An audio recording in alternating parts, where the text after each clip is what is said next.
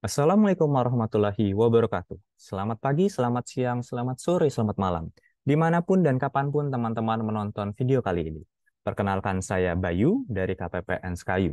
Dan selamat datang di Skypedia episode keempat.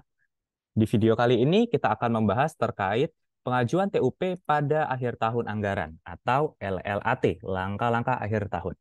Dan seperti yang kita tahu, bahwa dasar hukum yang kita gunakan di sini adalah Peraturan Direktur Jenderal Perbendaharaan Nomor 10 Tahun 2023 terkait LLAT. Oke, di sini kita tidak akan membahas terkait teknis pengajuan saktinya, tetapi lebih ke apa saja yang harus teman-teman Satker perhatikan, apa saja yang menjadi poin pemeriksaan dari KPPN. Oke, di sini saya sudah membawakan beberapa contoh. Pertama, ya, dari dokumen apa saja yang perlu teman-teman siapkan ketika mengajukan TUP. Pertama, itu dokumen permohonan TUP. Ya. Kedua, itu dokumen surat pernyataan KPA. Ketiga, rincian rencana penggunaan dana TUP. Keempat, oke, gini putar-putar dulu, daftar rencana penggunaan TUP. Ya. Nah, khusus di KPPN Sekayu, untuk mempermudah dan mempercepat pemeriksaan KPPN, kami meminta tolong untuk dokumen halaman ketiga, rincian rencana penggunaan dana TUP, ditambahkan lagi informasinya, atau lebih dirincikan seperti berikut ini. Ya, jadi ada dua halaman nantinya. Pertama, ada yang seperti output sakti, tapi ditambahkan lagi satu seperti ini.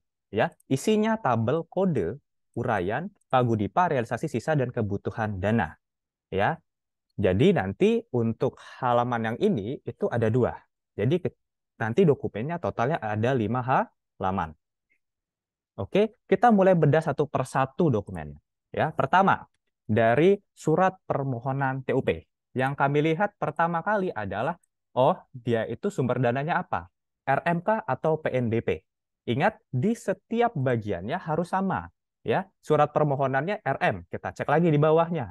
Di daftar rencana penggunaan dananya, apakah di RM juga? Ya, betul, di RM juga. Kita lanjut ke halaman selanjutnya. Di rinciannya, apakah di RM juga? Oh, dia juga masih masih RM. Nah, berarti oke, klop semuanya ya, nggak ada yang berbeda. Oke, kita kembali lagi ke surat permohonan paling awal. Lalu apa lagi? Selanjutnya itu dasar permohonan. Ya, dasar permohonan yang terbaru itu PMK 62 tahun 2023, yaitu tentang perencanaan anggaran, pelaksanaan anggaran, serta akuntansi dan pelaporan keuangan. Oke. Lalu kedua, nilainya. Ingat, nilainya harus sama dan sinkron di dokumen yang pertama dan dokumen-dokumen selanjutnya. Jangan sampai ada yang berbeda. Lalu ketiga, untuk keperluannya. Ingat, keperluannya sedetail mungkin. Jangan hanya belanja modal. Udah gitu. Belanja modal apa? Untuk beli komputer. Berapa unit? 200. Gitu ya. Untuk berapa penerima bahkan? Dua atau tiga. Ingat, ada batas satu penerima itu nilainya 200 juta. Ya, jadi kalau nilainya berapa, katakan 400 juta, berarti harus ada dua penerima di sana.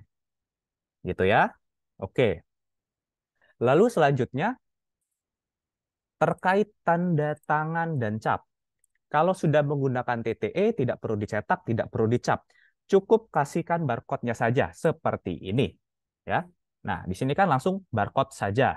Ya. Tapi kalau masih belum pakai TTE, ya sudah dicetak, tanda tangannya dicap. Kalau mau pakai TTE, padahal belum ada piloting, silahkan pakai Penter BSRE, ya, aplikasi pihak ketiga dari Badan Cyber. Tapi itu opsional. Kalau dirasa memberatkan, silahkan dicetak, tanda tangani, dan dicap. Oke, harus ada dua, tanda tangan dan cap. Oke, lalu selanjutnya yang kami periksa itu terkait tanggal pengajuannya. Oke, kalau di kami tanggal pengajuan TUP itu 1 hari kerja. Oke, jadi kalau bisa tanggalnya 27 ya diajuin tanggal 27. Oke, dan ini pada akhir tahun anggaran pastikan tidak melewati tanggal-tanggal penting pada akhir tahun anggaran. Dan TUP tunai itu terakhirnya tanggal 5 Desember. Nah, di sini saya coba bukaan dulu tanggal-tanggal penting dari LLAT.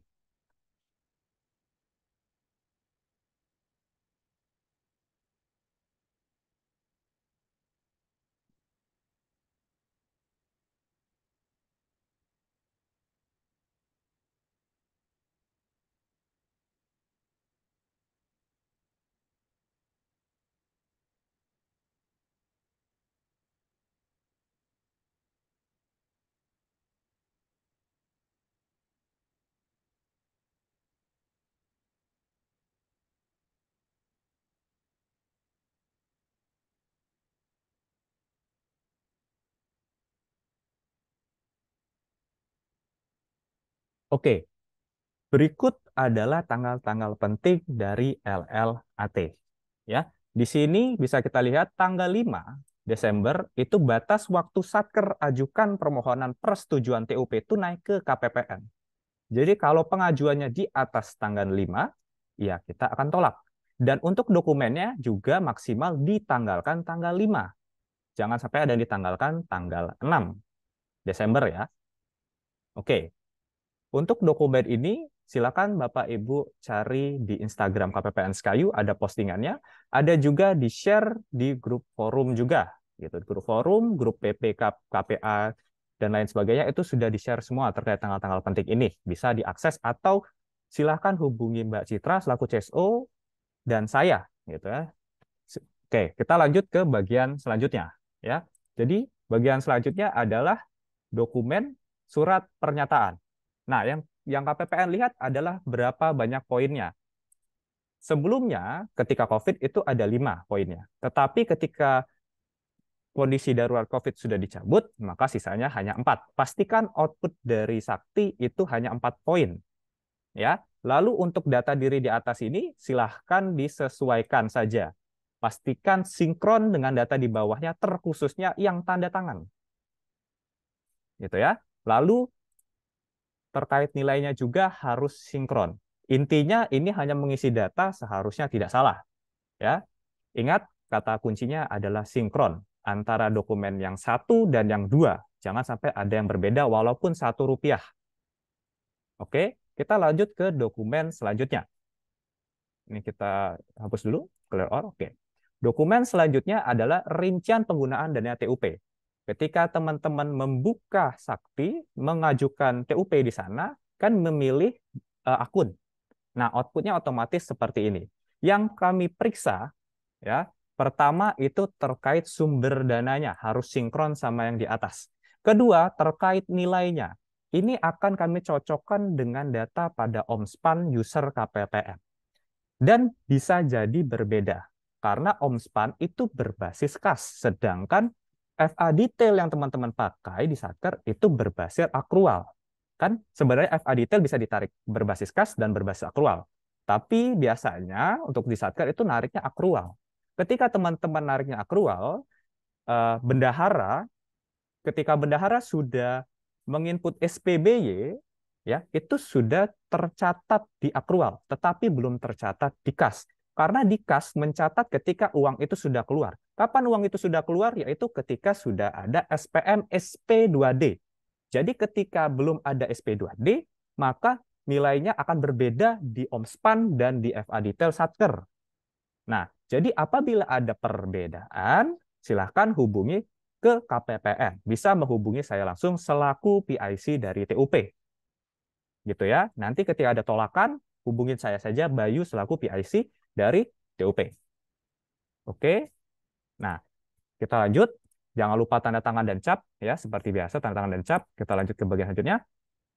Yang diminta tadi, yang diminta tambahan tadi, ya. Yang diminta ini juga tadi jangan lupa untuk dilampirkan juga untuk mempercepat lagi KPPN dalam memproses permohonan TUP teman-teman.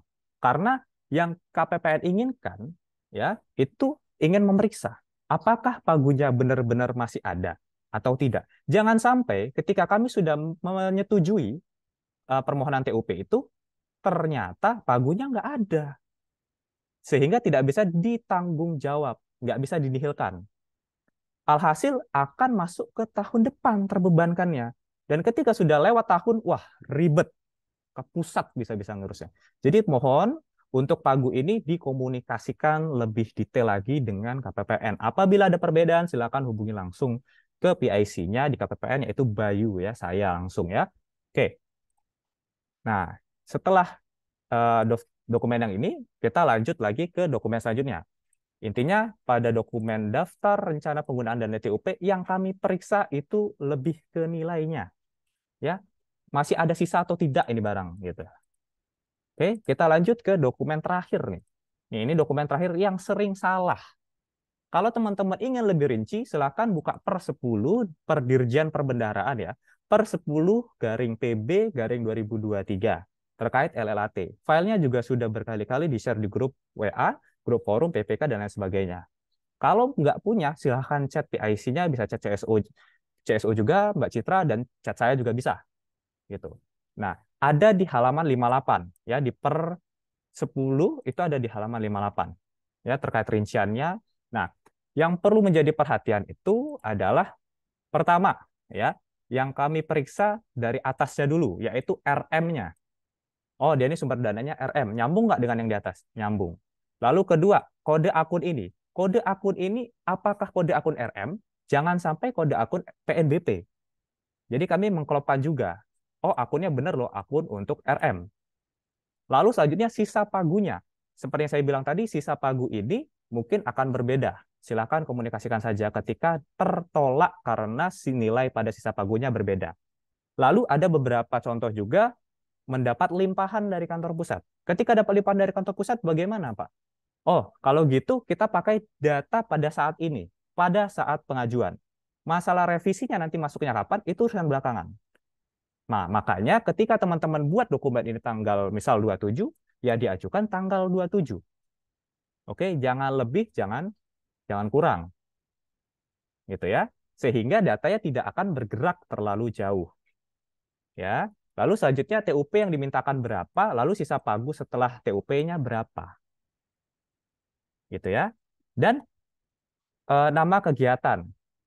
Nah, nama kegiatan ini pastikan sedetail mungkin. Ya, ini untuk konsumsi apa, ini untuk apa, ini untuk apa gitu. Itu pastikan sedetail mungkin. Oke? Nah, karena kami dari KPPN ingin memastikan bahwa kegiatan ini memang harus dibayarkan dengan TUP atau tidak bisa dibayarkan dengan UP biasa ataupun dengan RS. Sehingga harus pakai TUP. Karena TUP sifatnya tambahan, bukan hak lah bisa bilang, bukan bukan hak juga, bukan bukan kewajiban untuk pakai TUP itu gitu loh maksudnya. Sehingga kalau bisa pakai UP atau RS, ya kenapa harus TUP gitu. Nah, di situ kami harus meyakinkan diri kami sendiri bahwa ini memang harus pakai TUP. Dan itu kami lihat di nama kegiatannya yang rinci. Oh, ini untuk beli apa? Oh, ini untuk beli, katakan beli ini terkait pemilu nih. Ini kan terkait pemilu. Oh, dia terkait pemilu. Berarti ya udah ini urgen, ini memang harus pakai TUP, nggak bisa yang lain. Oke, kita setujui gitu. Terus tanggal kegiatan. Pastikan tanggal kegiatan ini maksimal ya. Maksimal itu dipertanggungjawabkan 30 hari setelah pengajuan. Jadi ketika ngajunya tanggal 27, ya harus 30 hari setelahnya. Itu harus sudah dipertanggungjawabkan. Oke. Lalu di bagian bawahnya ini terkait sisa pagu dan perhitungan lainnya. Nah, di sini saya bukakan contoh yang lain dulu ya. Saya carikan filenya dulu.